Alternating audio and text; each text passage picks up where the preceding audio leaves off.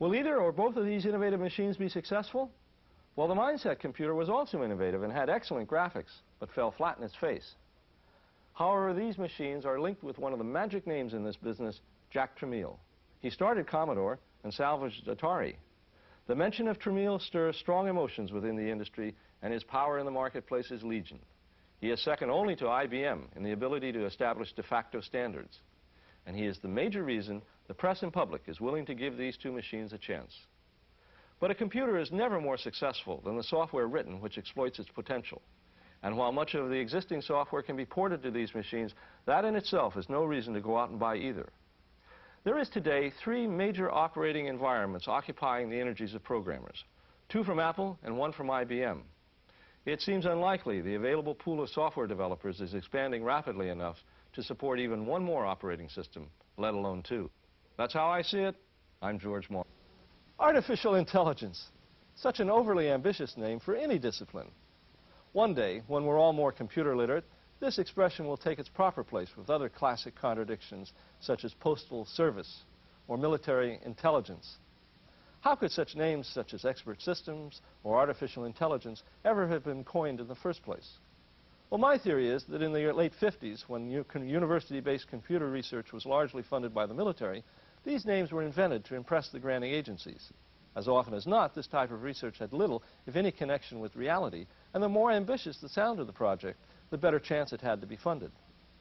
Now, much of today's AI-type software is quite novel and very useful, but none of these products will be able to live up to the image that the term artificial intelligence invokes. Why not, as Dr. Dreyfus suggests, call an expert system a competence system? On the other hand, if a vendor insists that one of his products is intelligent, we should insist that the product take a standard IQ test and that the score be affixed to the package. That's how I see it. I'm George Morrow. Well, what's all this confusion about in the business of lands? The culprits are as obvious as targets in a shooting gallery, and of course the biggest is IBM itself. They keep wanting to sell mainframes as file servers, and they're afraid that people that see wire won't pay as much for a mainframe if they don't see that wire. To keep the confusion at a maximum, they've embraced not 1 but 3 different standards, all incompatible. The latest one is the least efficient and the least reliable. But the problems with lands might go a little farther than just marketing and the fear of not being able to keep selling mainframes. The boundary between the analog and digital world is a jagged one, filled with quagmires and landmines and the like. And land technology straddles that boundary. Now, ever since lands have started, we've been sending in digital engineers to solve those problems which are both analog and digital. And maybe they're just not up to it. That's my opinion. I'm George Morrow. You know, paper made it easy to record information. The printing press made it easy to duplicate information. And the computer makes it easy to manipulate information.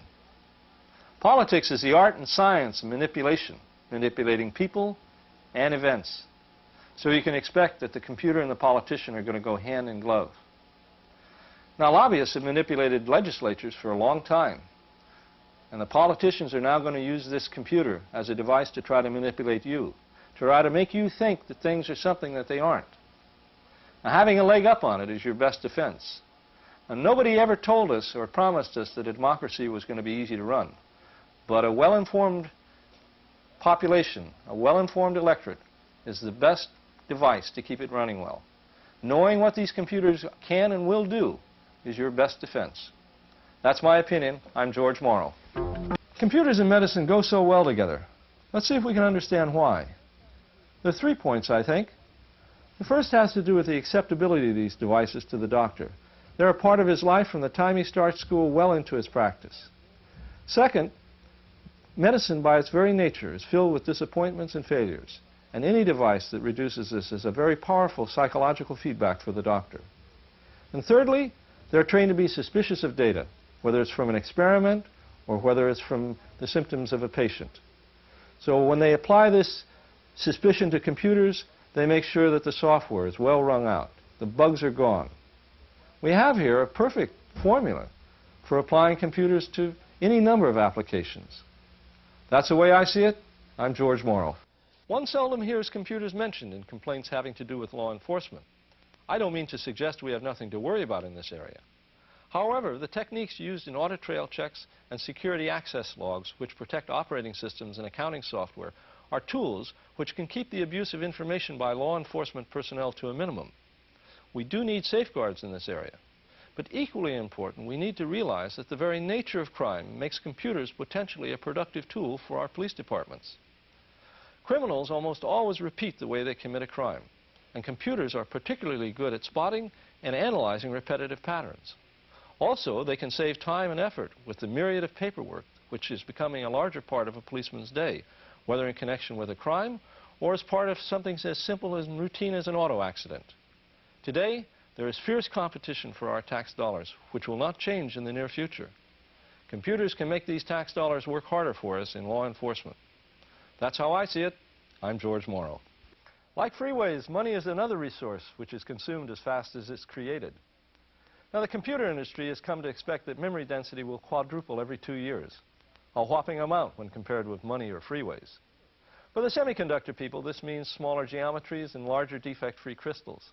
But for the Winchester disk designers, it means getting 4 times the performance out of the treacherous world of magnetic flux.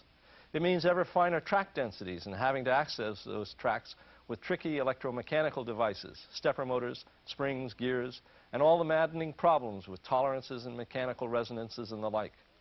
As if this were not enough, these designers know they have to make all this work while some reporter from InfoWorld or PC Week drops the drive a foot or so onto a desk in order to prove to his readers he's still on the trail of those problems with drives on the IBM AT.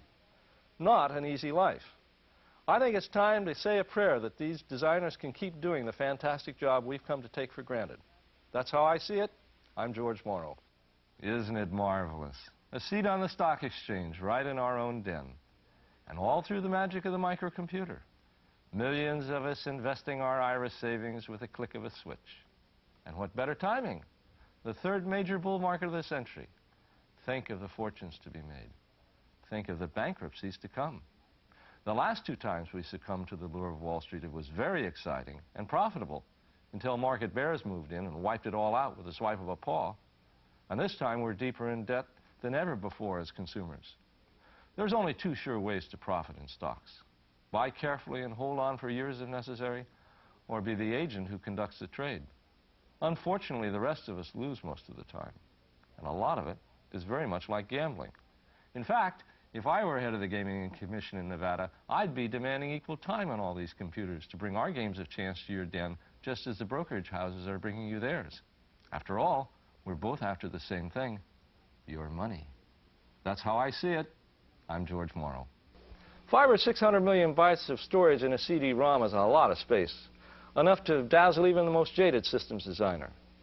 But bubble memories also promised huge storage capacity, and hundreds of millions of dollars were spent chasing its potential, most of it in vain.